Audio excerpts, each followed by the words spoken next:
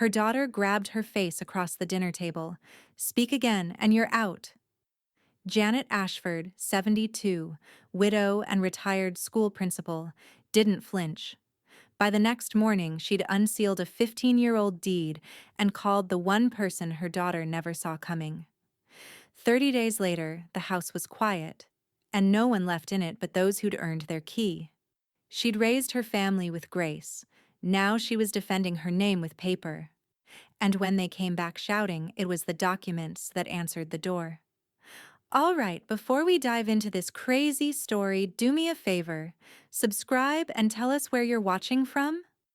Rain had been falling since late afternoon, the kind that slid in sheets down the kitchen window and whispered against the glass like a secret you didn't want to hear. The smell of roasted chicken filled the narrow dining room, but no one really tasted dinner anymore.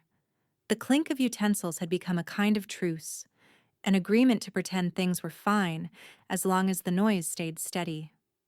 Janet Ashford, 72, folded her napkin neatly across her lap. She had always been careful about small things. Her silver hair was pinned back in its usual twist, her glasses perched low as she watched her daughter slice into a drumstick with more force than necessary. Chelsea's voice, sharp and quick, cut through the quiet. "Did you pay the utility bill? Or is that another thing we're just waiting for a miracle on?" Janet's fork paused midair. Across the table, Trevor shifted in his chair, pretending to check his phone, and 16-year-old Lena pushed peas across her plate without looking up. "It's paid," Janet said softly. "Everything's current." Chelsea gave a short, humorless laugh. "You always say that, Mom, and then we find another surprise notice on the counter. Maybe if you'd just let me handle the finances." Janet took a slow sip of water, then set her glass down carefully. "Maybe we budget differently," she said, quiet but steady. "It might help if we—" The sound of a palm hitting the table snapped through the room. The silverware rattled. "Don't start," Chelsea hissed. "Don't you dare start." The air turned thick, almost electric. Even the rain outside seemed to pause for the echo. Trevor kept his head down, pretending he hadn't heard. Lena's eyes darted between them, mother and daughter, the air between them vibrating with years of unspoken things. Janet's throat tightened. "I wasn't criticizing." But Chelsea was already standing. She leaned across the table so suddenly that her chair skidded back, legs screeching against tile. Her hand shot forward, fingers clamping around her mother's chin. "Speak again," she said, low and trembling with rage, "and you're out. You hear me? Out." For a moment, everything stopped. Janet felt the pressure of her daughter's fingers, warm and humiliating, the scent of her perfume cutting through the smell of dinner. She could hear Lena's breath catch, the small, sharp gasp of someone too young to know where to look. Chelsea's eyes were inches from hers, bright, furious, unrecognizable. Janet didn't flinch, she just stared back. In her silence, something settled. Not fear, not shame, something heavier, colder, a decision. Slowly, Chelsea's grip loosened. She stepped back, exhaling hard, like she'd just proven a point. The house returned to sound, the hum of the refrigerator, the steady tick of the clock, the rain beginning again in steady drips. Trevor cleared his throat. Let's all calm down," he mumbled, reaching for a napkin, but his hand was shaking. Lena whispered, "Mom?" Chelsea ignored her, dropping into her seat with a long exhale. "Dinner's over," she muttered. "I'm done." Janet rose without a word. Her chair made no sound against the floor. She smoothed her blouse, picked up her empty glass, and walked it to the sink. The overhead light cast her reflection in the window, a pale face against the storm outside. Behind her, Chelsea scraped plates into the trash, loud, defiant. Trevor tried to help, but she waved him off. Lena didn't move at all. Janet's hands trembled slightly as she turned off the faucet. The house she'd paid for, the roof she'd maintained, The walls she'd painted with care. None of it felt like hers in that moment. It felt like a stage she'd been quietly replaced on. She took a slow breath, set the glass upside down in the drying rack, and straightened. Without looking back, she walked toward the stairs. Each step creaked under her slippers, the sound sharp against the silence below. She could feel Lena's eyes following her, could almost hear the girl's unspoken apology in that stillness. At the landing, Janet paused. Rain lashed the window by the hallway. Fast. Relentless. Chelsea's voice drifted faintly from the kitchen. She'll learn to keep quiet or she'll learn the hard way. Janet turned her head slightly, eyes narrowing. Then she climbed the last few steps, closed her bedroom door, and locked it for the first time in 20 years. Downstairs, a fork clattered to the floor. Upstairs, Janet reached for the old phone on her nightstand and held it for a long moment, just long enough for a thought to take shape. Then she set it back down, not dialing yet, only whispering to herself in the dark. Not tonight, but soon. The house was still when Janet slipped her coat from the hook by the door. Not quiet. Still. The kind of stillness that comes after words that can't be taken back. Rain had stopped sometime after midnight, leaving the driveway slick and silver under the porch light. The clock on the microwave read 5:22 a.m. She didn't bother with breakfast. Just keys, purse, folder. The same folder she'd kept at the back of her dresser drawer for 15 years, wrapped once in a towel to keep the corners from bending. She eased the front door shut, careful not to let the latch click. Upstairs, no footsteps, no sound from Chelsea's room. Only the faint rumble of the refrigerator and the faint rhythmic tick of her heartbeat as she crossed the porch. The air outside bit cold against her face. October cold, the kind that carried the smell of wet cedar and something faintly metallic. Her car's windshield shimmered with mist, blurring the reflection of the house behind her. She didn't look back. The engine coughed once before turning over. Headlights swept across the mailbox, catching the faint imprint of the family name, Ashford, the name she'd kept, the one her daughter kept trying to own. She drove. Slowly at first, then faster once she turned onto the main road. Salem was waking up, streetlights flickering off, a bus hissing to a stop, early commuters moving like shadows through fog. Janet turned the heat up a notch, her hands tight on the wheel. The folder sat on the passenger seat beside her, secured with an old rubber band that had begun to crack with age. Inside, mortgage payoff letter, notarized ownership papers, her will. All of it untouched since the day she'd paid the final installment. She remembered the banker shaking her hand. "Congratulations, Mrs. Ashford. You own your home outright." He'd smiled, but she hadn't known back then that the word own could one day feel like ammunition. At a red light, she reached for her phone. The glass of the screen was cold. Her reflection stared back. Tired eyes, calm mouth. She scrolled to Daniel Price and pressed call. It rang twice before he answered. His voice warm but groggy. "Janet, everything all right?" Her throat tightened before the words came out. "It's time." A pause, then a shift in his tone, professional but not surprised. "All right. Come in before noon. Bring the folder we talked about." She nodded, though he couldn't see her. "I have it." "Good. We'll make it simple. I'll have Dina hold a room for you." The line clicked off. Janet stared at the phone for a moment longer, then placed it face down on the seat. Traffic thinned as she turned onto Liberty Street. The fog grew denser near the river, curling low over the road. Her wipers swept rhythmically. 1-2, 1-2, like a heartbeat she could trust.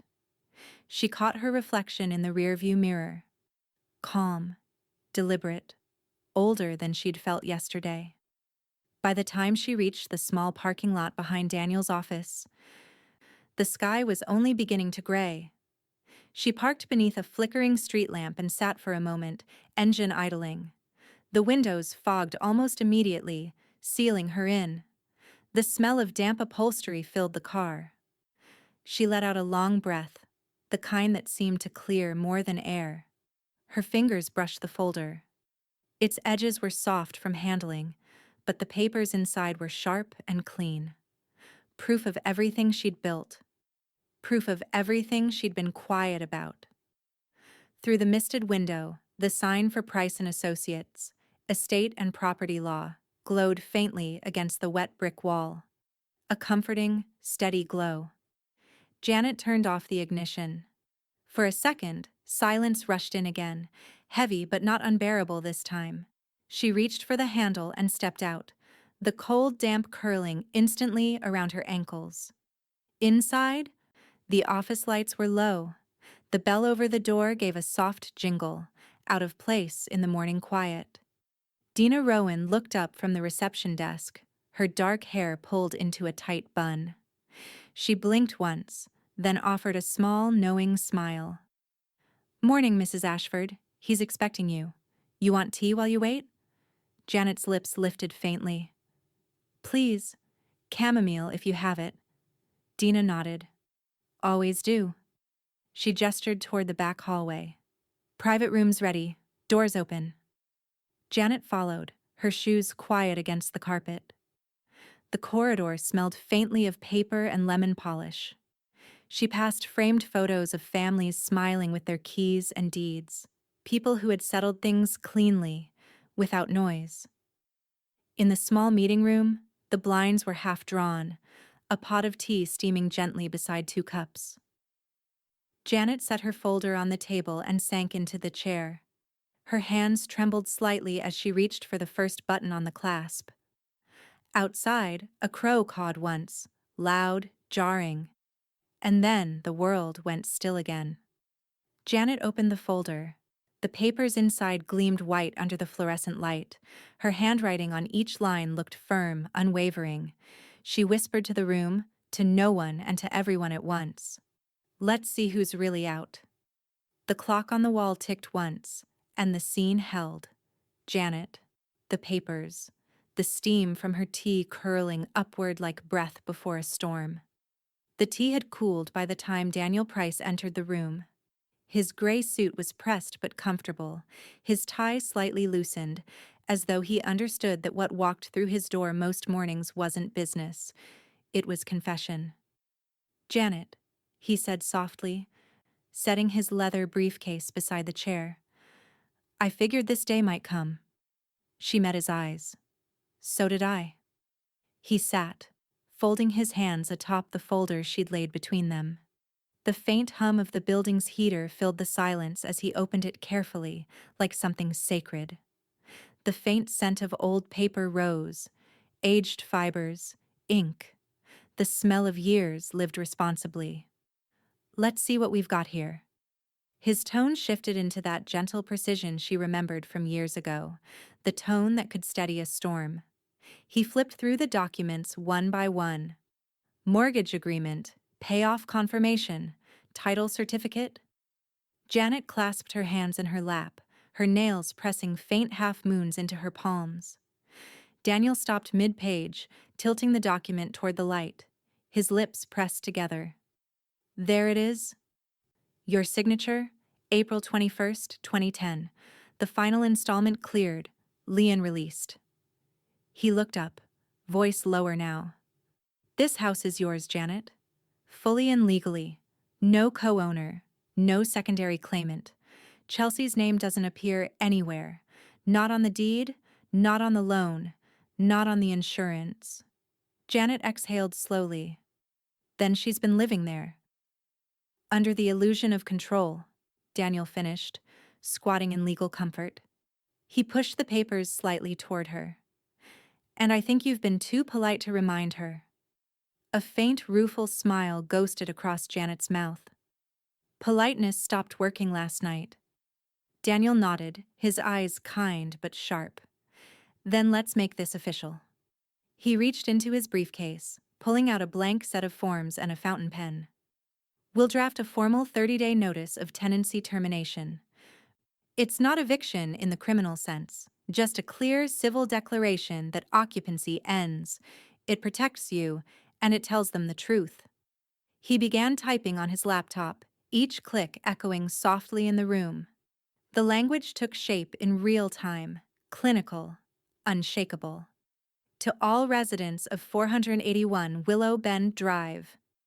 This letter serves as a formal 30-day notice of termination of residence privileges, effective immediately. Janet watched the words appear on screen, each one cutting through years of hesitation like a blade through fabric. Daniel turned the monitor slightly so she could read. Fair, but firm. This leaves no gray area. Once filed, they're legally bound to vacate. Her hands were steady when she reached for the pen. She read every line, slowly, deliberately, before signing her name at the bottom. The sound of the nib scratching across paper felt final, like the quiet slam of a locked door. Daniel leaned back. You didn't even hesitate. I've had years to practice this moment, she said. For a beat, neither of them spoke. The clock ticked above the door, steady as a heartbeat. Rain began again outside, faint but persistent. Finally, Daniel slid the paper into an envelope and sealed it. Do you want this hand-delivered? He asked, his tone measured. Or legally mailed through my office? Janet looked at the envelope, at her own signature pressed through the paper. Her daughter's voice still rang faintly in her ears. Speak again and you're out. She lifted her gaze. Mail it. Certified. I want her to sign for it. Daniel smiled. Just a small, respectful curve. Good choice. Paper always speaks clearer than people. He rose, tucking the envelope into his briefcase. I'll handle the filings today. You'll get a confirmation by this evening. Janet nodded, standing with him. Thank you, Daniel. Don't thank me yet, he said. This kind of silence has a way of getting loud before it's done. Janet adjusted her coat, gathering her folder. The papers inside felt lighter now, as though they'd finally been used for their purpose. As she stepped into the hallway, Dina glanced up from her desk. Everything all set? Janet's expression was calm, unreadable. Yes, everything set. She pushed through the glass doors and out into the gray morning. The wind had picked up, carrying the scent of wet pine and something electric on the air. She paused beside her car, staring at the house keys in her hand. For the first time, they didn't feel like permission. They felt like proof. Somewhere deep in her chest, something that had been dormant for years stirred awake.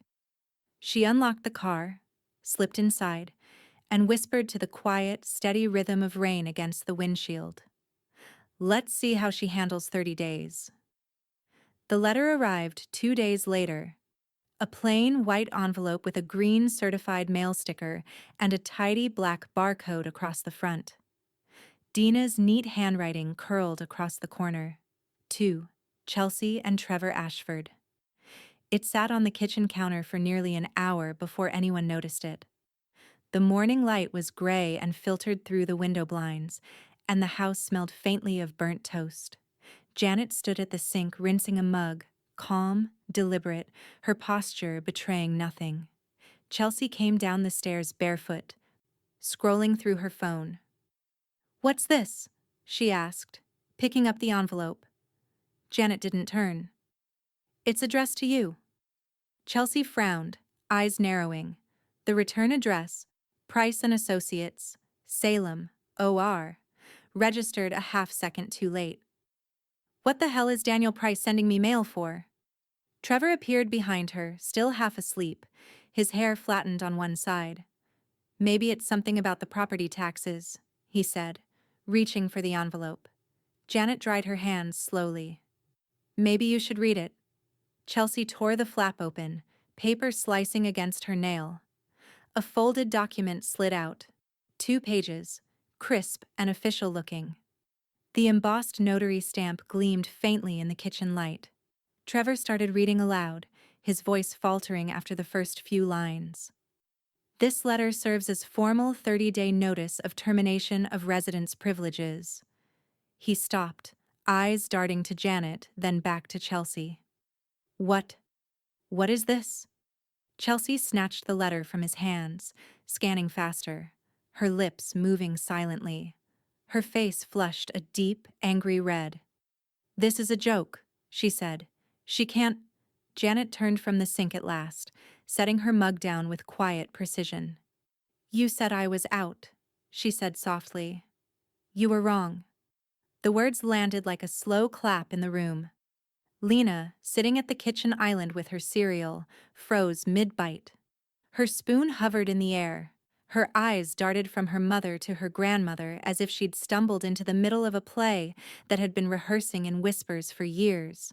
Chelsea's voice broke through the silence, sharp as glass. You're evicting us? From our home? Our home? Janet repeated. The deed doesn't say our, Chelsea. It says mine.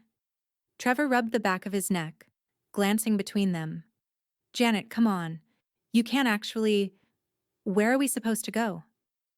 Janet reached for the kettle and poured herself tea, the sound of the water steady and unbothered.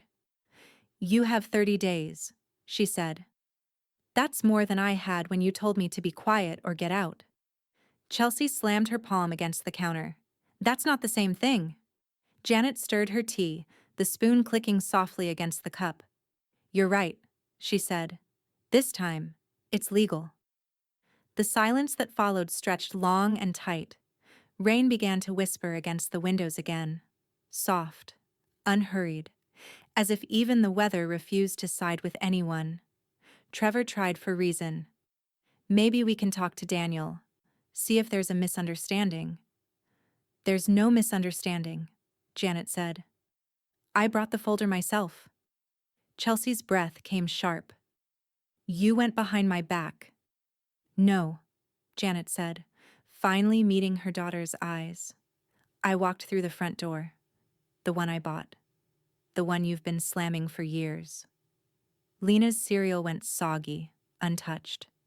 She looked at her grandmother with something close to awe, then quickly looked down again, afraid to show it.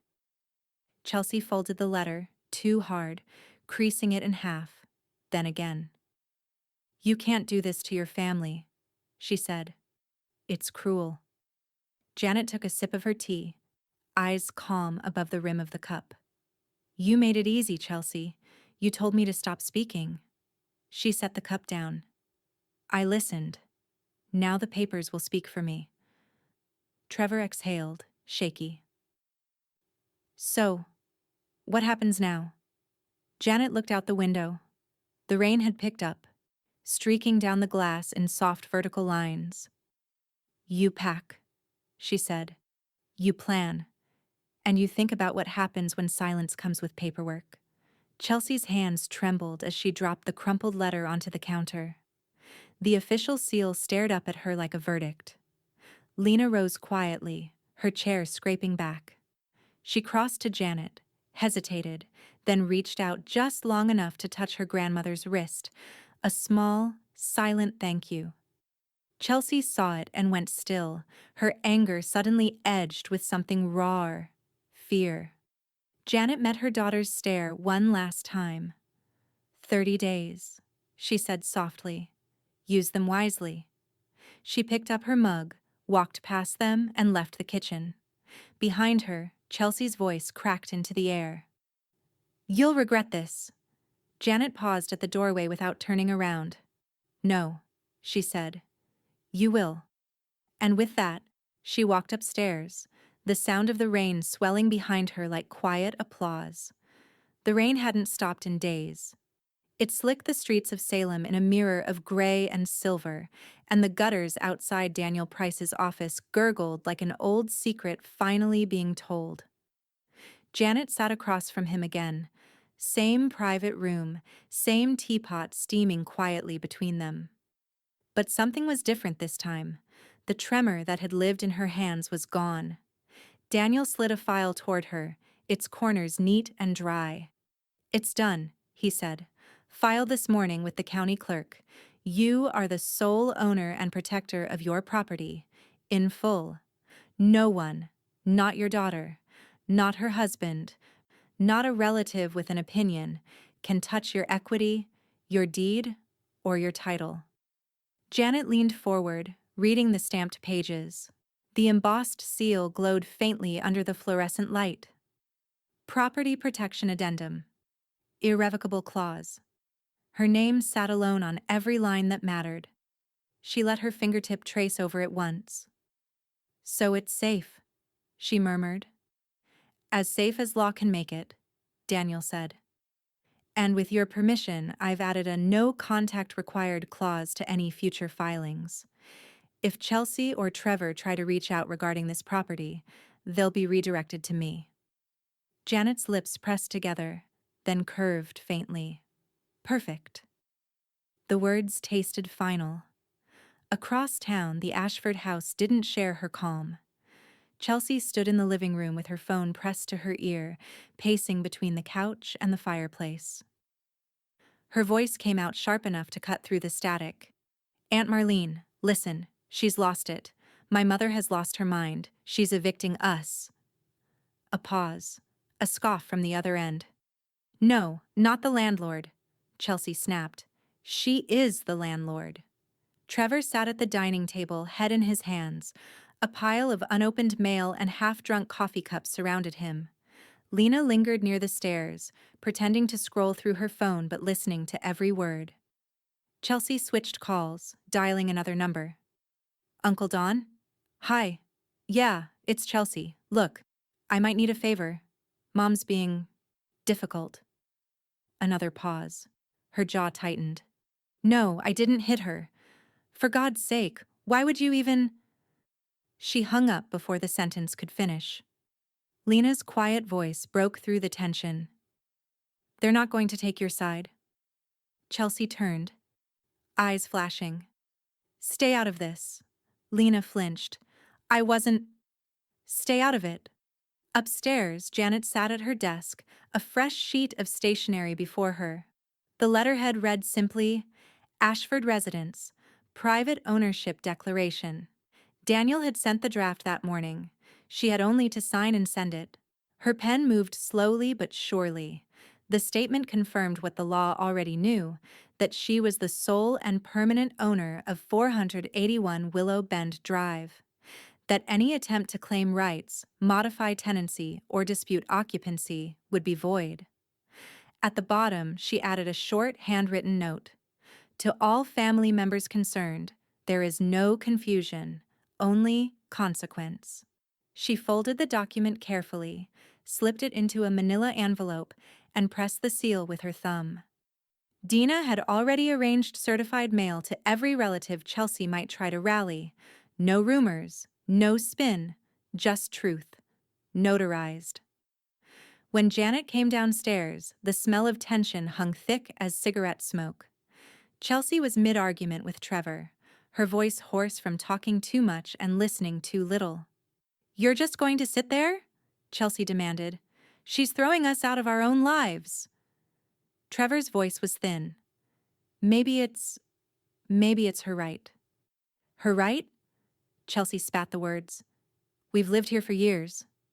Exactly, came Janet's voice from the hallway. Calm, level.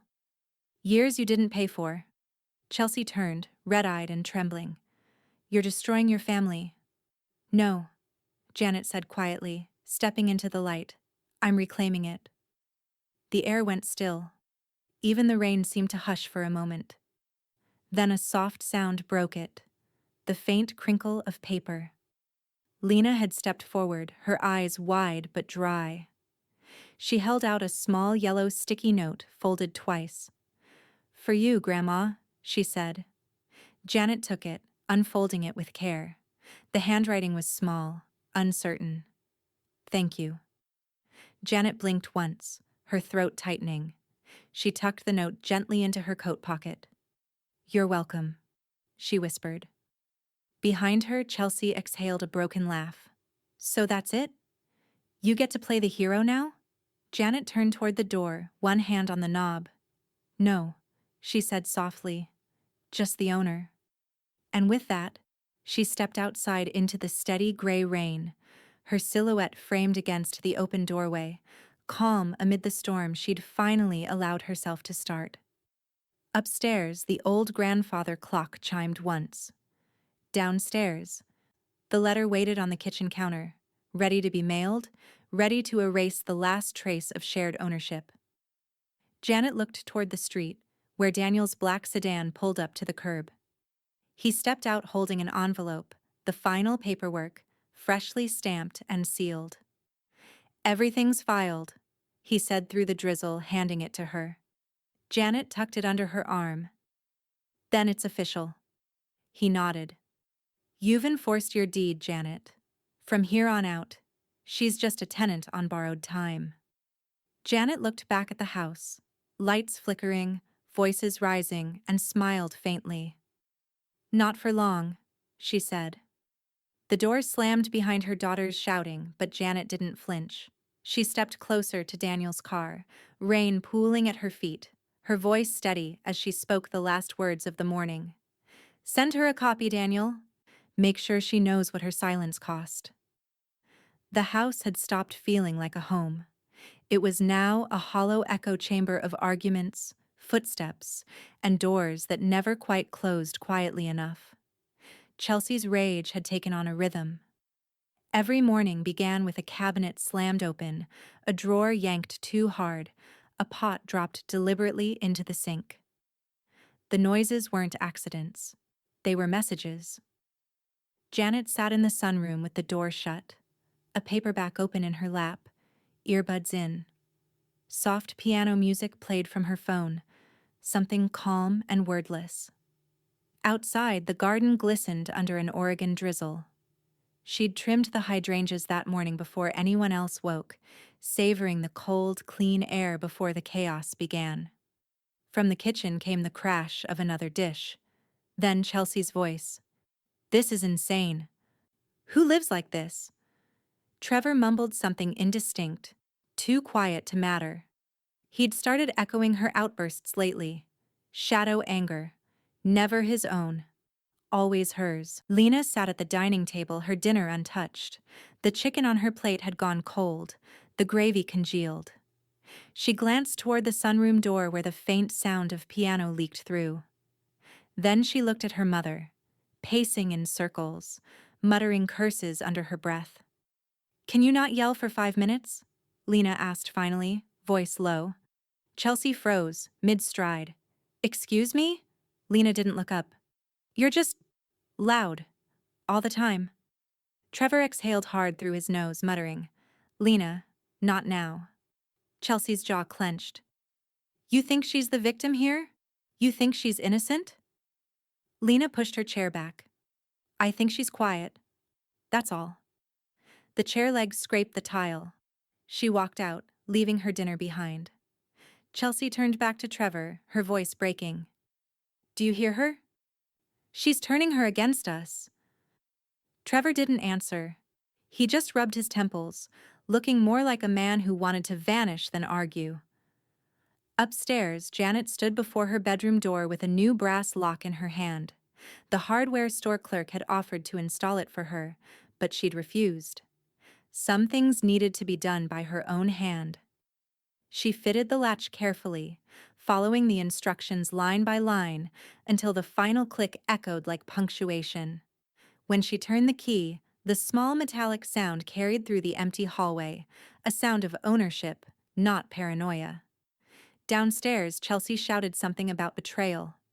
The slam of another cabinet followed. Janet put the key in her pocket and smiled faintly to herself. The house might be loud, but control no longer belonged to the noisiest voice. That evening, her phone buzzed with a call from Daniel. His tone was firm. All business. "I've spoken with the county sheriff," he said. "They'll issue a preliminary notice tomorrow. It's a standard warning. Lets them know the eviction order has a legal weight." Janet nodded, though he couldn't see her. "I don't want confrontation," she said softly. "I know. That's why the sheriff handles it," Daniel replied. "They'll post the notice. No one needs to be present. Janet looked through the rain-streaked window toward the backyard, where the light from the kitchen flickered behind the curtains. She's trying to make me miserable, she murmured. Then stop letting her rent space in your peace, Daniel said gently. She smiled faintly. I'll try. After they hung up, Janet brewed a pot of tea and carried it back to the sunroom. The house was quieter now. The kind of quiet that hummed before another storm. She opened her book again, trying to read, but her eyes drifted toward the hall. From upstairs came faint, unsteady footsteps. Lena's, she realized, moving softly toward her room. Then the sound of Chelsea's voice downstairs, not yelling this time but breaking. A whisper she could barely catch. She actually did it. She really did it. Janet closed her eyes. She didn't want to hear more. Her phone buzzed again. A text from Dina. Dina Rowan. Just confirmed with Daniel. Your date's locked. Sheriff's notice posts tomorrow morning. Janet stared at the screen, the words glowing against the darkened room. Your date's locked. She looked up, the faint reflection of her own face staring back at her from the window glass. Steady, unreadable. Outside, thunder rolled far off in the hills. She set her phone down beside the tea and whispered, half to herself, half to the storm gathering beyond the walls. Let them make all the noise they want, it won't change the paper. Downstairs, another cabinet slammed. Janet didn't even flinch. By the following week, the house had grown quieter, not peaceful, but hollow, like a building waiting to be emptied. Even the rain outside seemed softer now, as if it had run out of energy for judgment. Janet sat across from Daniel again, this time in his larger office, the one with oak shelves and diplomas lining the wall. The faint hum of the ceiling fan spun above them. On the desk between them lay a fresh stack of documents. Thick, official, irreversible. Daniel glanced up from his reading glasses. You're certain you want to proceed with this version of the estate update? Janet nodded once. I'm done leaving things open for interpretation. He studied her for a moment before continuing. Lena as primary heir. No residual percentages, no shared equity, no life tenancy for Chelsea or Trevor. And you want the no contest clause ironclad. Yes. Meaning, Daniel said slowly, if they challenge this will, they're disqualified from any claim. Permanently. Janet leaned back in her chair. Her voice was steady, the same tone she used when balancing school budgets years ago. If they want to fight for what they never earned, let them. I've fought harder battles in silence. Daniel's mouth curved faintly, not in amusement, but in respect. Then let's make it official. He slid the pages toward her. The crisp weight of them felt different than the eviction papers, a different kind of closure, quieter, deeper. The door creaked open behind them. Lena stepped in, hesitant. She wore her school hoodie, her backpack slung over one shoulder. Daniel had called her that morning to witness the signing at Janet's request. Hi, sweetheart, Janet said softly. Come sit. Lena took the chair beside her, eyes darting between the documents and her grandmother's calm face. You sure I should be here? Yes, Janet said. You should see how things are supposed to be done, with paper, not yelling. Daniel handed Janet a fountain pen. When you're ready. Janet began signing. Her name flowed across the pages with practiced ease. The sound of pen on parchment filled the room, rhythmic and certain. With each signature, the legal world around her reshaped itself. When she reached the final page, Daniel pointed to the bold section near the bottom. This one finalizes the no contest clause. After this, everything becomes locked. Janet read it twice, then signed. Lock it tight. Lena watched quietly, hands clasped in her lap. Does this mean... She trailed off.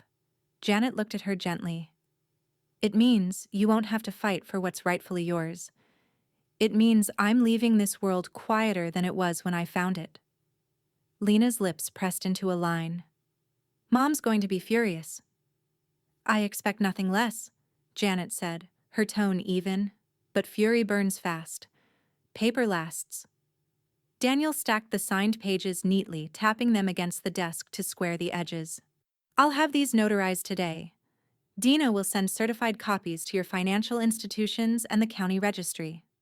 He paused, glancing at Janet with something like admiration. You've turned your entire life into a declaration, Janet. Janet smiled faintly. Not a declaration, she said. A definition. She turned to Lena, her eyes softening. Family, she said quietly, is who doesn't grab your face when you speak. The words hung there. Simple, sharp, undeniable. Lena blinked, trying to hide the tears forming at the edges of her eyes. I'll remember that, she whispered. Good, Janet said, reaching to tuck a strand of hair behind her granddaughter's ear. That's all I ask. As Daniel gathered the papers, Dina appeared at the door holding a small stack of labeled envelopes. Certified copies are ready, she said. Mail goes out at 4. Janet nodded. Send them all. Dina gave her a look of quiet solidarity. Already handled. When Janet and Lena stepped outside, the afternoon sun had managed to break through the Salem clouds for the first time in a week. The air smelled like wet pavement and beginning again. Lena walked close to her grandmother, saying nothing, but her hand brushed Janet's once, just enough to hold for a moment before letting go. Janet paused beside the car, looking toward the distant shape of her house down the hill. Through the faint haze of rain, it looked smaller than she remembered. Contained. Lena followed her gaze. What happens next? Janet opened the car door, her voice quiet but certain. Now, she said, they learn what silence really sounds like when it belongs to someone else. And as they drove away, the sky began to close again. Clouds curling like witnesses over the town, heavy, watchful, and waiting for the next move.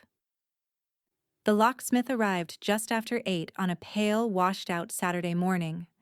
The rain had finally paused, but the driveway still glistened, puddles catching the faint reflection of the overcast sky. Janet met him at the door. Young man, polite, a laminated badge clipped to his jacket. Morning, ma'am, he said, setting down his tool bag. 3 locks, front, back, and the side entry, right? Janet nodded. Yes, and I'll need new keys cut for only 2 people. He didn't ask questions. Professionals rarely did. While he worked, the sound of his drill cut through the quiet, metal against metal, steady and final. It echoed through the house like a verdict being filed. Chelsea appeared at the top of the stairs, hair unbrushed, wrapped in a robe she'd borrowed from Janet years ago and never returned. What the hell is that noise? Janet didn't look up. A locksmith. Chelsea blinked, disbelieving. You're changing the locks? Are you insane? I'm protecting what's mine. Chelsea came down 2 steps, voice rising. You can't do that. Janet turned then, calm as a courthouse clerk. The deed says otherwise. The locksmith's drill stopped mid-turn. The silence that followed carried more weight than the sound ever had. Trevor appeared behind Chelsea, barefoot and rumpled, trying to play peacemaker without conviction. Janet, let's talk about this, okay? Maybe there's a middle ground here. Janet adjusted her glasses. There was, for 30 years. You lived in it rent-free. Chelsea's face flushed. You're unbelievable. I've been called worse, Janet said, her tone flat, factual. Usually by you. The locksmith glanced awkwardly between them before focusing on the door again. The final lock clicked into place, a clean, satisfying sound. He slid 3 identical silver keys onto the table. All changed, he said softly. New deadbolts, reinforced frames. Nobody is getting in without these. Janet took 2 keys and held one out toward Lena, who stood quietly near the kitchen archway. "For you," she said. Lena hesitated, eyes darting toward her mother. Chelsea's voice cracked. "Don't you dare take that." Lena's fingers trembled, but she stepped forward anyway. She took the key, slipping it into the pocket of her jeans like a secret she intended to keep. Janet smiled faintly. Every home needs someone responsible with access. Chelsea stormed toward the door, yanking at the new knob. It didn't budge. The motion sensor light outside flickered in recognition, painting her face in pale gold. "You locked me out of my own house." Janet tilted her head. "You said it yourself. It's not yours." Trevor exhaled, defeated. "She's right, Chels. She owns it." Chelsea spun on him. "You're taking her side now?" He didn't answer. He didn't have to. His silence was answer enough. The locksmith cleared his throat gently. "Anything else before I go, ma'am?" "Yes," Janet said. "Can you reprogram the keypad for the garage?" He nodded. "Of course." As he stepped outside to finish, Janet walked to the small control tablet mounted near the pantry door. Her fingers moved with precision as she reset the Wi-Fi password, then the smart thermostat access code. The house beeped softly in acknowledgement, erasing every previous user from its system. When she turned, Chelsea was staring at her in disbelief. "You're changing the internet now? The thermostat? What's next? My life insurance?" Janet's tone didn't shift. "You already forfeited that." Chelsea opened her mouth to speak, but stopped when her phone buzzed. She glanced down and frowned. The notification banner read, "Security Notice, Property Ownership Confirmation, 481 Willow Bend Drive." A copy of the email hit Janet's inbox at the same time. Daniel had sent it directly from his office. The subject line was simple: "All systems secured." Chelsea's hands shook as she scrolled through the message, reading the confirmation aloud under her breath. Legal control, new registration, restricted access, tenant notification fulfilled. Her voice broke. "You've turned our lives into paperwork."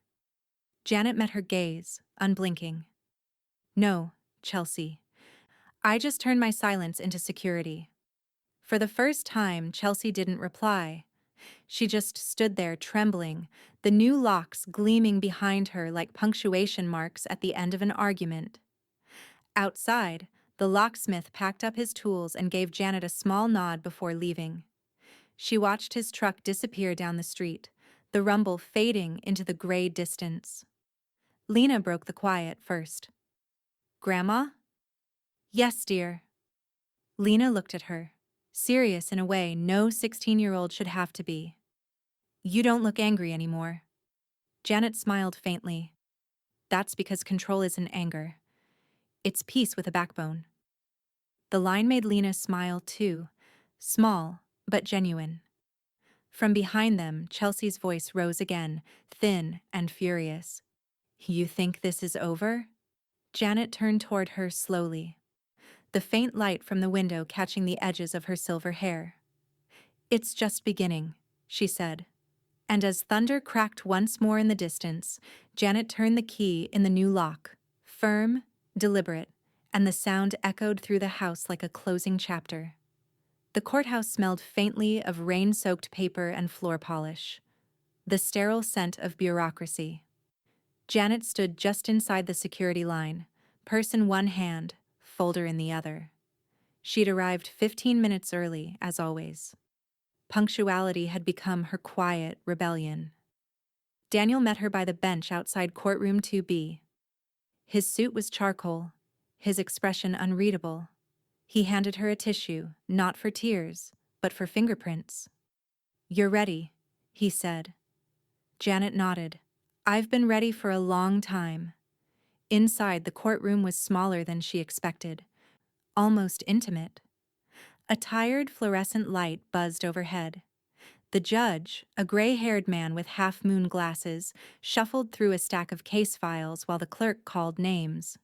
Across the aisle, Chelsea sat stiff in a navy blazer she'd probably borrowed. Her hair was brushed for once, but her jaw moved in small, nervous motions, grinding at air.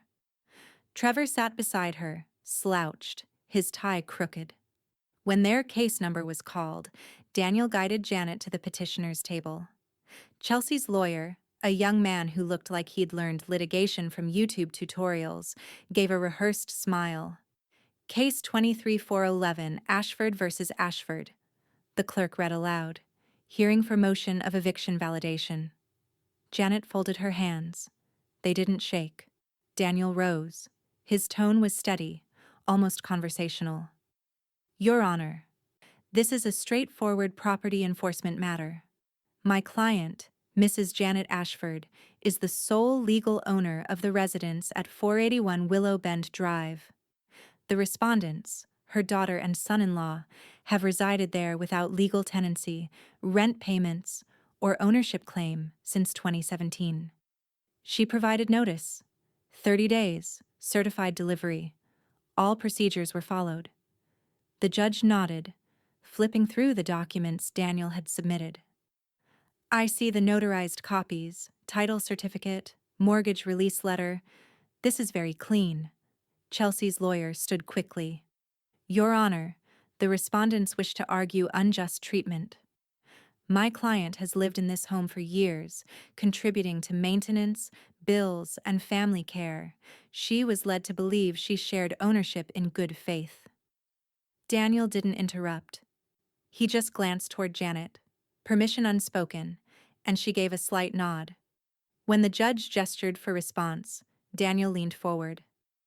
Respectfully, belief is not ownership. I have the original deed and payoff statement from 2010, all in my client's sole name. Furthermore, I have an affidavit regarding an incident that precipitated the notice, one that speaks directly to the atmosphere within the home. He slid a paper forward. The judge's brow furrowed as he read, Affidavit of physical intimidation, witnessed by family member, May 14th. Chelsea shifted, color draining from her face. That affidavit was written by the petitioner's granddaughter, Daniel continued smoothly, a minor who witnessed verbal and physical aggression directed toward my client. Chelsea's voice burst out before her lawyer could stop her. She's exaggerating. I barely touched her. The judge raised a hand. Ms. Ashford, you'll have your turn. Janet didn't speak. She just watched. The quiet, unflinching calm of someone who had stopped negotiating for respect. Chelsea's lawyer scrambled to recover. Your Honor, even if there was a misunderstanding, eviction is extreme. My client only wants fairness. The judge tapped his pen. Fairness, he said evenly, is honoring the law that governs ownership. This home belongs to Mrs. Ashford. The respondents have no legal stake. Chelsea's voice trembled. She's my mother. She can't just throw us out like tenants. The judge peered at her over his glasses. Ma'am, that's precisely what you are. The room went quiet except for the distant hum of the air conditioner. Janet could hear her own heartbeat. Slow, steady, resolute. The judge signed his name at the bottom of the order. Motion approved, legal eviction validated, 10-day move-out order effective immediately. Chelsea's mouth fell open. 10 days? You can't be serious. The judge closed the file. I'm afraid I'm very serious. Sheriff enforcement authorized if the property isn't vacated by the deadline. Daniel stood, buttoning his jacket. Thank you, Your Honor. Janet followed his lead, gathering her folder. She didn't look at Chelsea, though she could feel the weight of her daughter's stare, a mixture of fury and disbelief, the soundless tantrum of a person realizing words had finally lost their power. As Janet reached the door, she heard Chelsea's voice crack behind her. You're really doing this to me? Janet paused, just long enough to glance over her shoulder. No, Chelsea, she said softly. You did it to yourself. Outside, the courthouse steps gleamed slick with rain. The sky had lightened slightly, a fragile hint of silver breaking through the clouds. Daniel walked beside her, holding the door as they exited.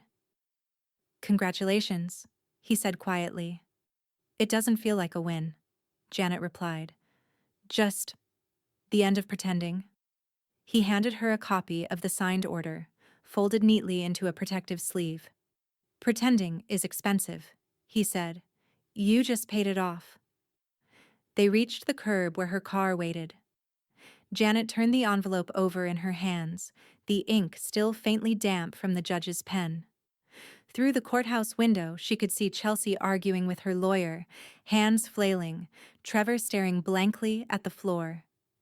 Janet slipped the order into her purse and looked up at the faint drizzle returning to the air. 10 days, she whispered. That's all it takes to rewrite a lifetime. And as she stepped off the curb, the sound of the courthouse door slamming behind her echoed through the wet street like thunder, low, final, and inevitable.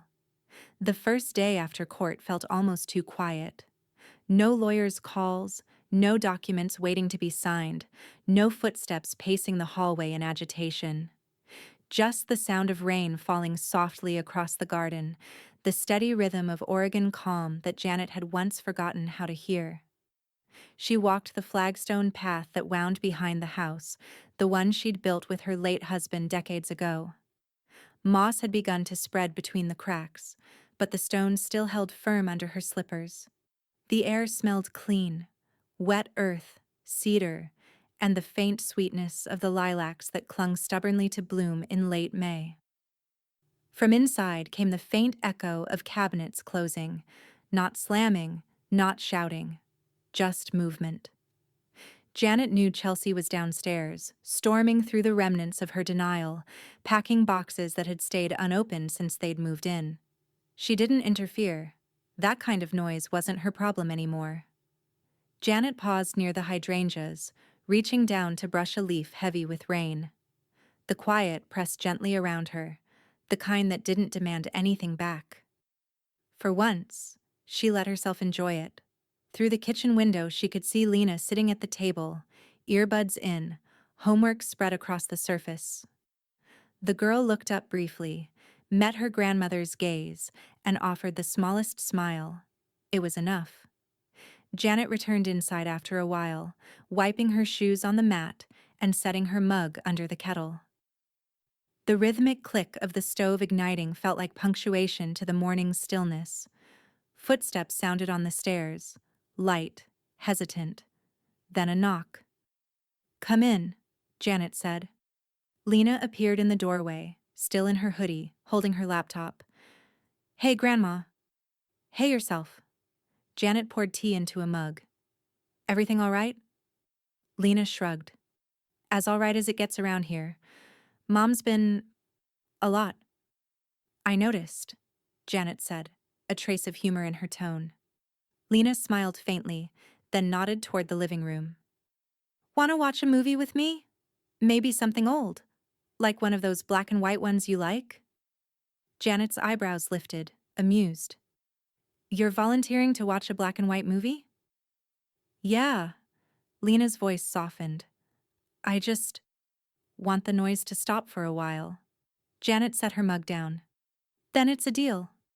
But only if we order pizza, too." Lena grinned. "Deal." They settled in the living room with blankets and the hum of rain against the windows. The opening credits flickered across the TV. Soft piano, simple title card. For a moment, everything felt like it used to when life moved slower, kinder. Then, from downstairs, came the crash of another door. Chelsea's voice erupted, distant but sharp. "You think you can just erase me, Janet? You think I'm leaving quietly?" Janet muted the television. She didn't rise, didn't flinch, just waited.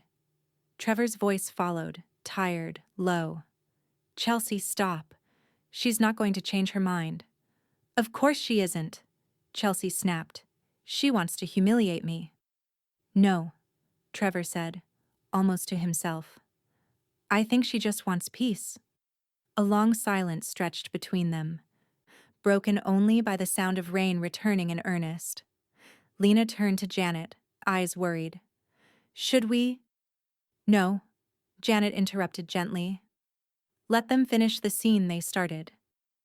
They sat in the glow of the TV light, listening as the argument downstairs dwindled into muffled sobs and then, eventually, quiet. The kind of quiet that followed exhaustion, not understanding. Janet reached for a slice of pizza, its warmth grounding her. "You know," she said, her voice thoughtful, "peace isn't something you wait for. It's something you choose. And once you choose it, you don't regret it." Lena nodded slowly, eyes flickering between the movie and her grandmother. "Do you really not regret any of it?" Janet's gaze softened. "Regret?" She shook her head. "No, not anymore. The only thing I regret is waiting this long to stop apologizing for breathing." Outside, thunder rumbled faintly again, rolling across the horizon like the echo of the courthouse door. The credits on the screen flickered quietly as Lena leaned her head against Janet's shoulder. For the first time in months, Janet didn't feel like she was bracing for anything. Downstairs, a single suitcase zipper closed. The sound carried faintly through the floorboards, then vanished.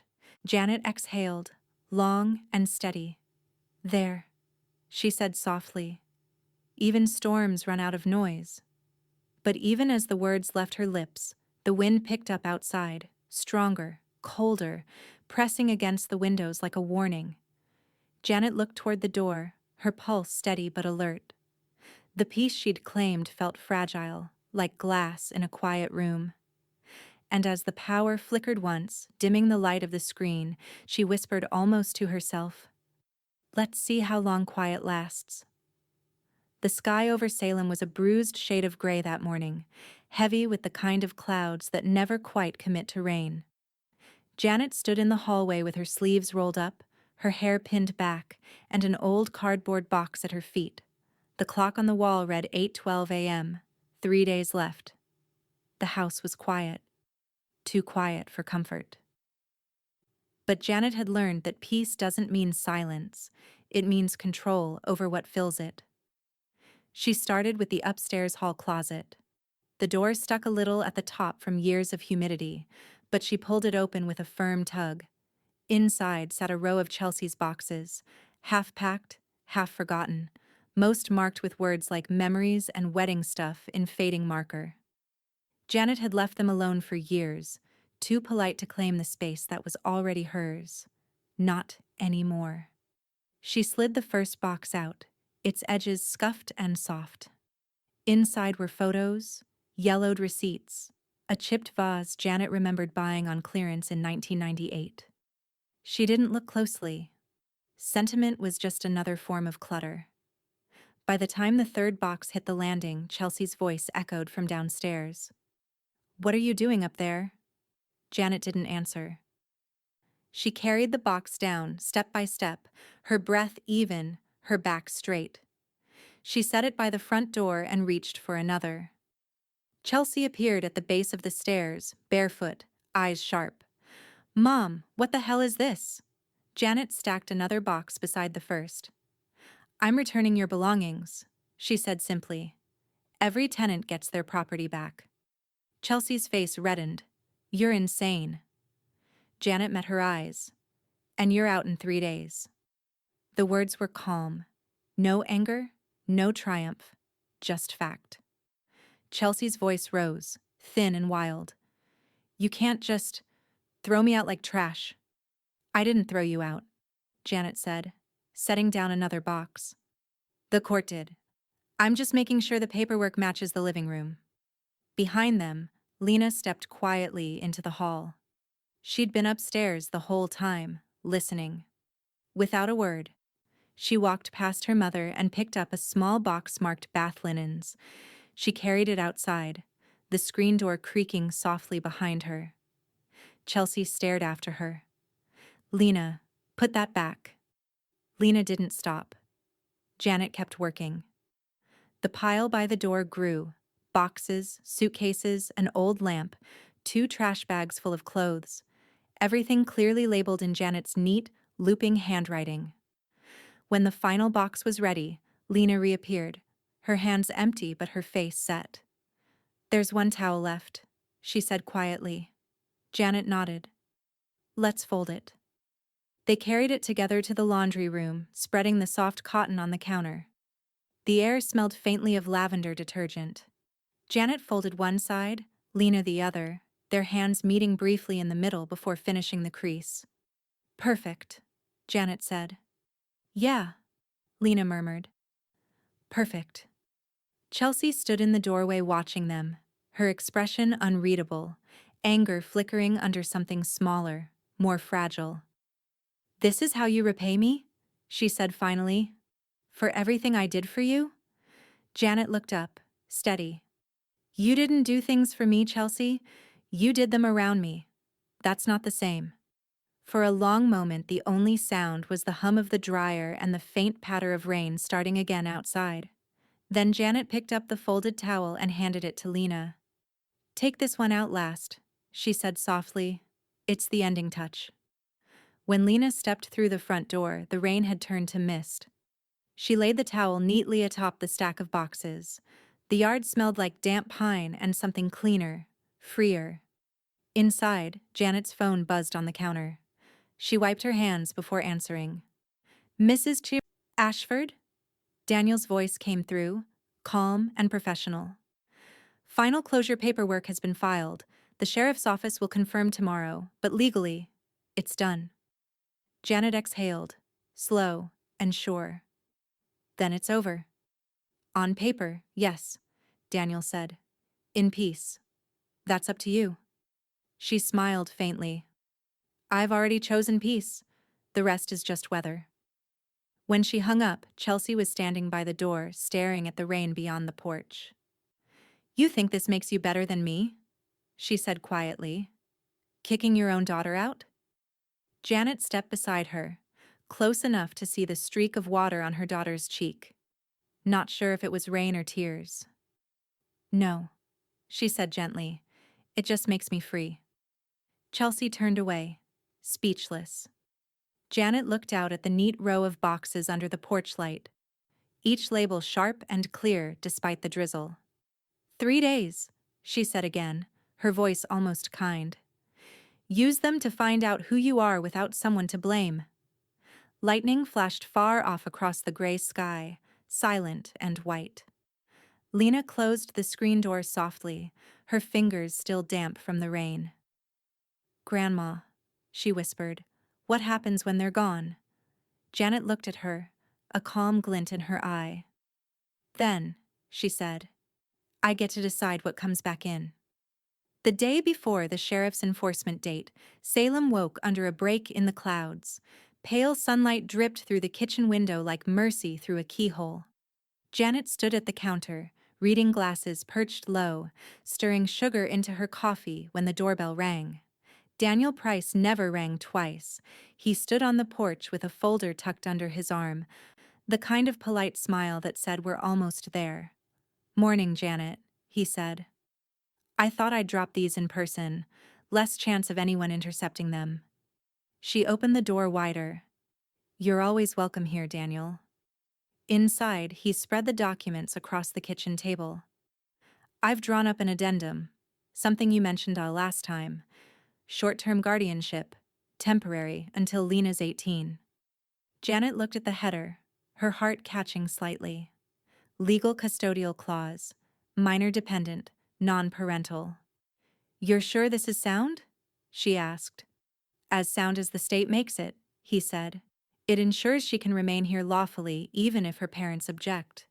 You'll have authority for education, healthcare, and residency decisions.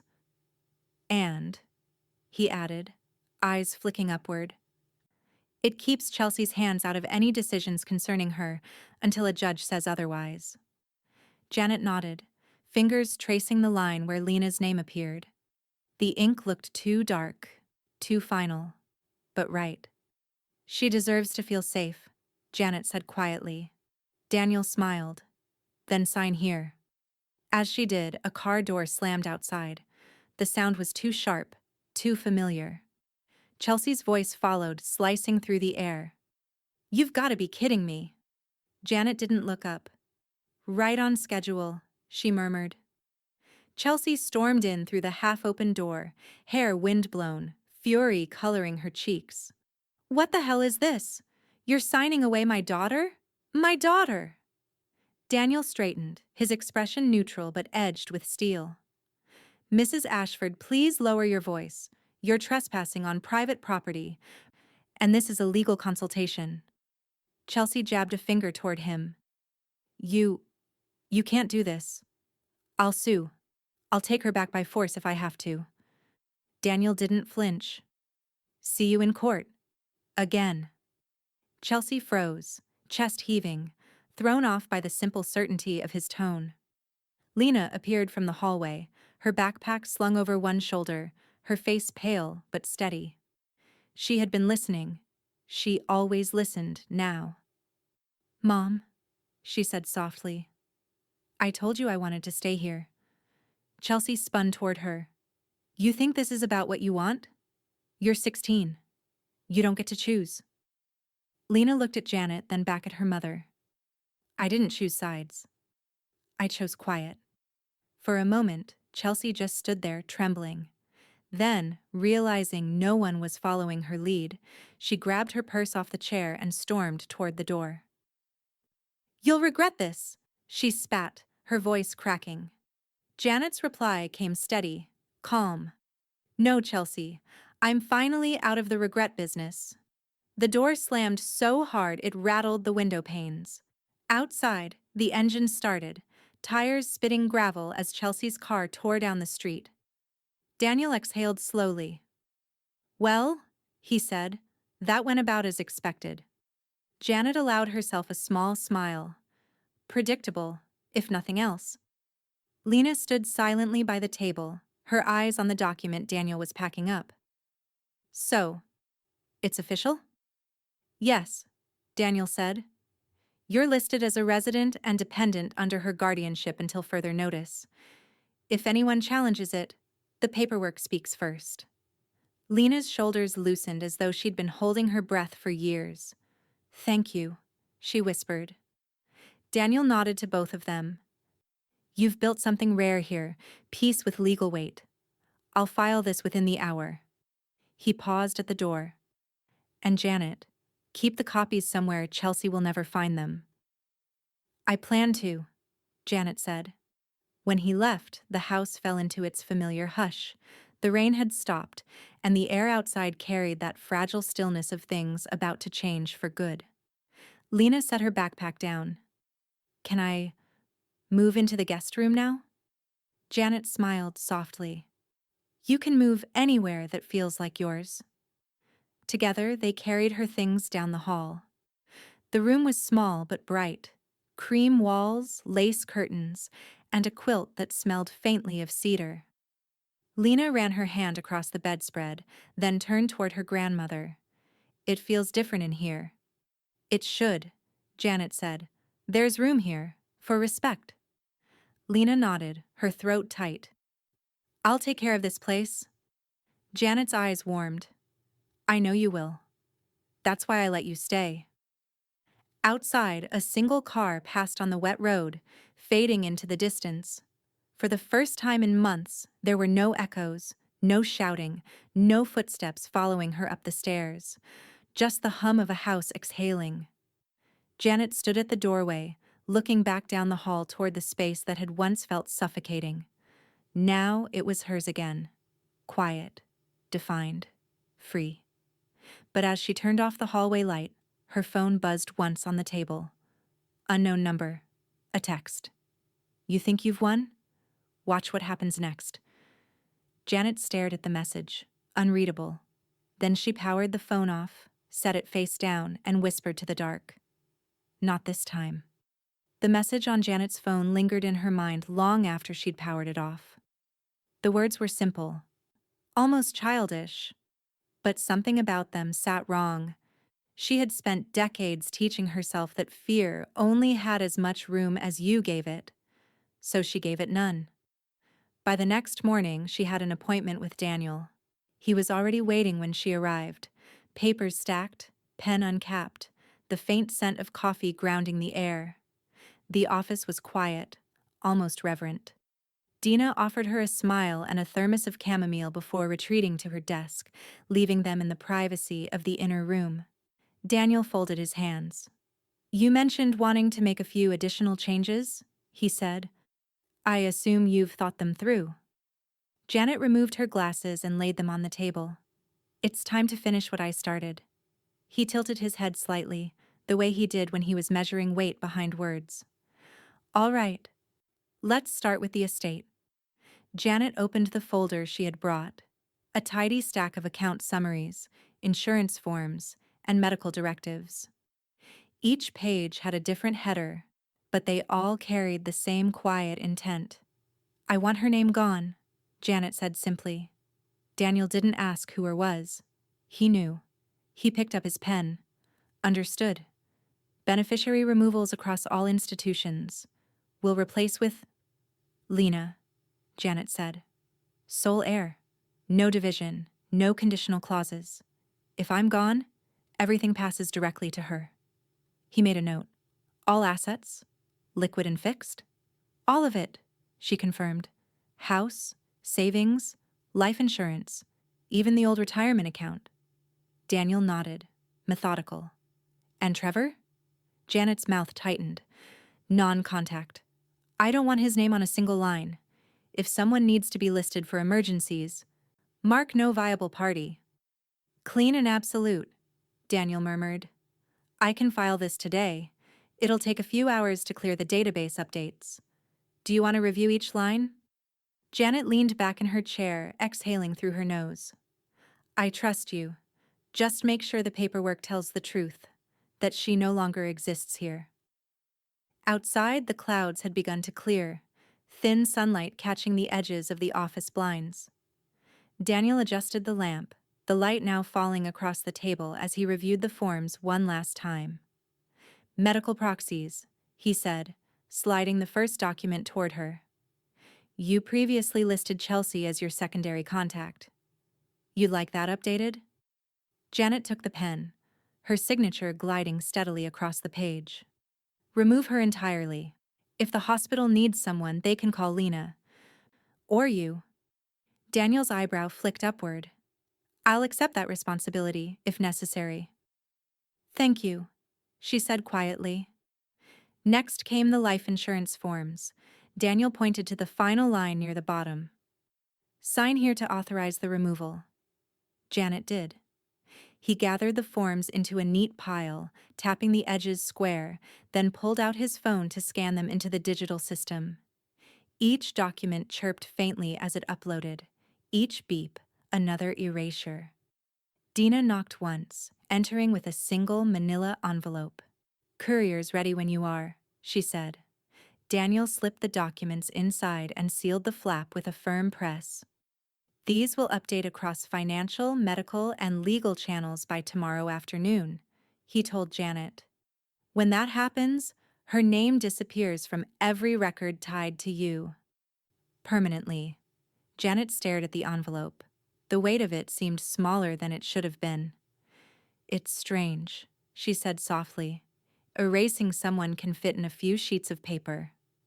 Daniel looked at her with quiet understanding. "Paper cuts deepest when it's written in ink."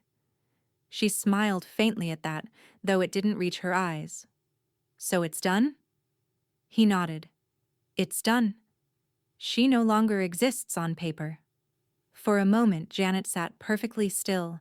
Then, as if something long-caged had been waiting for that exact sentence, she drew in a breath. Slow, steady, full. It was the first deep inhale she'd taken since the day her daughter grabbed her face. Daniel watched her with something like admiration. "You know," he said, "most people can't follow through this far. They stop when the shouting stops." Janet looked out the window toward the drizzle softening the streets below. "That's the mistake," she said. "They stop halfway and call it peace." He smiled faintly. "And you?" "I call it closure." When she stood, the movement was unhurried but certain. She gathered her coat, smoothing the collar as Dina returned with a receipt for her records. Outside, the rain had thinned to mist again, blurring the edges of the world. Janet walked to her car, the envelope tucked neatly under her arm. The city smelled of rain, ink, and release. Halfway down Liberty Street, she stopped at a red light. The radio hummed softly, a jazz station Lena liked. And for a moment, she let herself imagine the future as a clean ledger. Her phone buzzed in the console. Unknown number again. One new message. She considered ignoring it but tapped it open. You erased me. But paper burns. Her reflection in the phone's black screen didn't flinch. She slid the message into the archive without replying, then rolled down the window just enough to let the damp air brush her cheek. Let it burn, she said to the open air, voice even. The light turned green. She pressed the accelerator, the city sliding past like wet glass, the sound of rain fading behind her as she drove toward a house that finally, legally, spiritually, completely, belonged only to her and the one she let stay. The morning light crept across the living room floor like forgiveness arriving late but steady. The house didn't sound the same anymore. No slammed cabinets, no quick footsteps, no arguments bleeding through the walls. Just birds, rain gutter drips, and the faint hum of an old radio in the kitchen. Janet tied a towel around her waist and filled a bucket with warm water and lemon soap. It had been years since she'd done this kind of cleaning, the kind that meant renewal, not obligation. She started with the baseboards. Kneeling slowly, sponge in hand, she wiped away layers of dust, old scuff marks, and something else harder to name. Every swipe of the cloth felt like reclaiming ground she hadn't realized she'd lost. Lena padded into the room barefoot, sleeves rolled up, holding a paintbrush in one hand. You sure you want to do this today? Janet glanced up, smiling faintly. If I don't, the house will remember the wrong things. Lena nodded and opened the windows. The late spring air drifted in. Wet earth, faint lilac, and the smell of possibility. For the first time in years, sunlight reached the corners of the room. They worked quietly. Lena tackled the dining room walls, dipping her brush into a can of pale sage paint. Janet could hear the soft swish of the bristles against plaster, the sound soothing and rhythmic. In the kitchen, Janet replaced the old chipped dishes with a new set she'd ordered online. Simple white stoneware, clean edges, nothing fragile. She stacked them neatly in the cabinet and threw out the mismatched ones without ceremony. Some of them still carried faint cracks from old arguments. From the laundry room came the rustle of donation bags. Clothes folded, boxed, labeled Goodwill. The floral curtains Chelsea had once insisted on were bundled up among them. In their place, Janet hung new ones, soft gray linen, light enough to move with every breeze. By afternoon, the house felt lighter, as though it had exhaled. Grandma? Lena's voice floated from the dining room. I think we're going to need a second coat on this wall. Janet walked in, drying her hands. That's fine. Good things always take two coats. Lena grinned at that. You sound like a motivational poster. I'm 72, Janet said. I've earned the right to sound wise. They laughed softly, and the echo filled the once tense room with something gentler, something the house hadn't held in years. Lena dipped her brush again. Do you think Mom will ever? Don't, Janet interrupted gently. Let's leave her where she put herself. Lena nodded, silent. By late afternoon, the rain started again, a soft patter against the windows. Janet brewed tea while Lena painted the last wall. When they were done, Janet reached into a cardboard box she'd kept sealed until that moment. Inside was a framed quote, printed in crisp black script on a white background. She handed it to Lena. Would you hang it for me? Lena read it aloud. Silence is never owed. She looked up. That's perfect. Janet nodded. It's a reminder, for both of us. They hung it above the dining room doorway, The new paint still glistened faintly beneath it, catching the last stretch of daylight.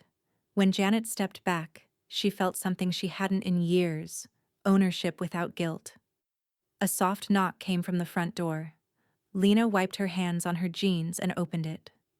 Daniel stood there, coat damp from the rain, holding a sealed envelope. "Afternoon," he said with a small smile. "I thought you'd want to see this in person." Janet set her tea down. "You didn't have to come out in this weather." "Figured I'd make it official," he said, handing her the packet. "Final court closure. All proceedings concluded, all documents recorded. The deed, the eviction order, the guardianship, everything finalized." Janet accepted it, feeling the weight of finality in her palms. "So it's really over." "It's really over," Daniel said. "No appeals, no loopholes. You and Lena are the only ones tied to that property now." "Permanently." Lena smiled faintly. "Feels strange to hear that word." Daniel glanced at the newly painted walls and the quote above the door. "I'd say it fits." He stayed for tea, brief and quiet, then left with the same polite nod he always gave when something important had been done. When the door clicked shut behind him, Janet stood in the doorway for a long moment, looking around. The light had shifted to that soft amber that only appeared at the end of Oregon afternoons. The house smelled of paint, soap, and lemon. The walls gleamed. Every surface was hers again. "Grandma," Lena called from the kitchen. "Want to help me make dinner?" "In a minute," Janet said. She turned toward the framed quote, fingers brushing the glass. The words reflected faintly in her eyes. From outside came a sudden gust of wind, strong enough to rattle the porch swing. The sound startled her. Not frightening, but familiar. She moved to the window. Across the street, a dark sedan idled by the curb, headlights dim against the rain. It lingered too long before pulling away. Janet's hand tightened on the curtain. She watched until the taillights disappeared around the corner. Then she closed the window, drew the new gray linen shut, and whispered to herself, steady and sure, "Walls stay clean when you know who's not welcome." The house fell quiet again, but this time the quiet didn't feel fragile. It felt earned. The community center smelled faintly of coffee, rain, and polished linoleum, an old building trying its best to feel new. Folding chairs filled the multi-purpose room, arranged in neat rows beneath fluorescent lights that hummed softly, like the sound of nervous anticipation. Janet adjusted the microphone at the front podium. Her notes were minimal, just a few sentences scribbled in careful handwriting on a single index card. She didn't need more. This wasn't a speech she had to memorize. It was one she had already lived. The event flyer had called it "Respect After Retirement. Finding Your Voice When Life Gets Loud." 30 women sat before her now, some her age, some younger, all wearing the same mixture of curiosity and exhaustion. In the front row sat Lena, cross-legged, notebook in hand. Her expression was proud, steady, the kind of quiet encouragement that doesn't need words. Janet took a breath and smiled into the microphone. "I was asked to talk today about voice," she began. "Not the kind you sing with, the kind you fight to keep." A ripple of attention moved through the room. "When I retired," she continued, "I thought silence was peace. I'd spent my life organizing other people's schedules, solving their problems, and I told myself I was ready for quiet. But what I didn't realize was, sometimes quiet isn't calm, it's control, disguised as politeness." A few women nodded, the recognition instant and raw. "I lived with family after I retired," Janet said carefully. "People I loved, people who loved me, in their own way. I thought I had a place there, until one day someone decided I didn't. They told me that if I spoke again, if I had an opinion, if I dared to use my voice, I'd be out." She let the sentence linger, the silence that followed deliberate. So, she said softly, I spoke. Just not to them. The audience leaned closer. Janet smiled gently. I spoke to my attorney. Laughter rippled through the room, not mocking, but understanding. Relief, maybe. The shared release of a story that sounded like too many of their own. Janet continued, her voice steady now, each word a quiet reclamation. I didn't raise my voice. I didn't slam a door. I wrote letters. I filed paperwork. I learned that peace has a backbone, and it's spelled in ink and law and self-respect. A woman near the back wiped at her eyes. Another reached for her friend's hand. I tell you this, Janet said, because I know too many women who mistake silence for dignity. They think keeping the peace means losing the argument quietly, but your voice doesn't expire just because someone else gets louder. The line hung in the air, reverberating softly off the walls. Even the hum of the lights seemed to fade. Janet paused, letting the words breathe. Then she smiled, genuine, calm. Sometimes, she added, it takes a lifetime to realize that speaking up isn't rebellion, it's restoration. When she stepped back from the microphone, the room rose with her. Not immediately. A slow swell of movement, the sound of chairs scraping, palms meeting in applause that built and built until it filled the room like rain against a roof. Lena stood too, clapping hard, tears bright in her eyes. Janet met her gaze and felt something she hadn't in a long time, pride without pain. The moderator came forward to thank her, but Janet waved it off with a modest smile. No thanks necessary, she said. I just wanted to remind us all what ownership sounds like. When it was over, women lingered to speak with her. Some wanted to shake her hand, others wanted to hug her. One whispered, "You said what I've never been brave enough to." Janet squeezed her hand gently. Then say it, she replied. The world listens differently when you mean it.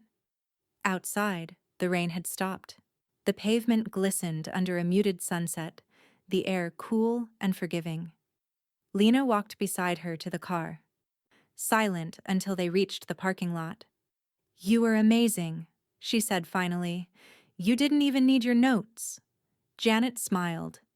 That's the thing about truth. Once you find it, it memorizes you. At home, the house welcomed them with the soft hum of the furnace and the faint scent of fresh paint.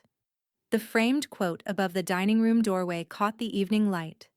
Silence is never owed. Janet set her purse on the table, poured 2 cups of tea, and glanced at the small oak drawer in the corner of the kitchen. Inside, resting on top of neatly folded correspondence, lay Daniel's business card. Edges worn from handling but still sharp enough to mean something. She picked it up for a moment, running her thumb over the embossed lettering. Then she set it back down and closed the drawer. Unused, but never far. Lena leaned in the doorway, watching her. Grandma, she said softly, you really did it. Janet looked out the window toward the dark street beyond, the reflection of her own steady face gazing back. No, she said with a quiet smile. I just started speaking. She turned off the kitchen light, her voice low but sure, almost to herself. My daughter grabbed my face. Speak again and you're out. She smiled, the memory no longer bitter, just complete. So I spoke, she whispered, to my attorney. And the house, for once, answered with nothing but peace.